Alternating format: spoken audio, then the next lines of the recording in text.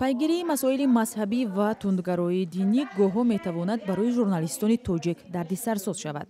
ин нукта дар як ҳамоиши садо дод, ки дар он аввалин дастурамал оид ба инъикоси масоили мазҳабӣ дар Тоҷикистон рӯнамоӣ шуд.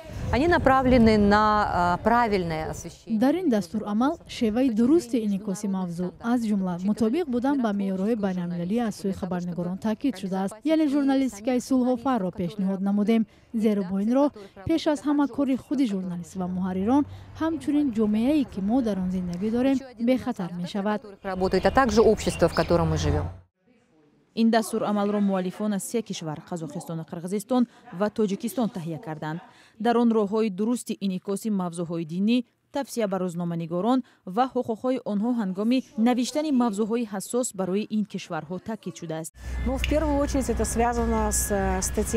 дар навбати аввал моддаи барангехтани кинаю адовати милливу мазҳабӣ дар ҳар кишвар гуногун шаҳр дода мешаванд. дар Тоҷикистону Қазоқистон ва Қирғизистон ин модда метавонад афродро ба гурӯҳи экстремистӣ шомил кунад. аз ин рӯ мо зиёд мешунавем ки афроди гуногун ва ё рӯзноманигорон барои ибрози ақида маҳз бо ин модда муттаҳам мешаванд. Очень часто мы слышим, как пользователи или журналисты бывают обвиненными как раз-таки за разжигание какой-то розни. дар Тоҷикистон инъикоси масоили мазҳабӣ ва ифротгароии динӣ мавзӯи ҳассос дониста мешавад ва дар аксар маврид хабарнигорон аз ҳар тараф зери бори танқид қарор мегиранд.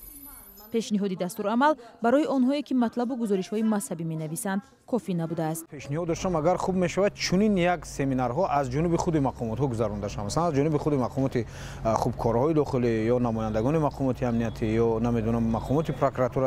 ҳодисаҳое ки хабарнигорон дар пайи нашри масоили мазҳабӣ боздошту бозпурсӣ шуданд расонаӣ шудааст. намунаи охири он боздошти Далер Шарипов, хабарнигори тоҷик аст, ки мақомот иддао карданд ин ба нашри матлабҳои ӯ дар шабакаҳои иҷтимоӣ ва расонаҳо рабт дорад. ба дунбол додситони кулли Тоҷикистон ҳам гуфт, ки ин хабарнигор давоми 5 соли охир зиёда аз 200 матлабу мақолаҳои дорои мазмуну муҳтавои экстремистиро нашр намудааст.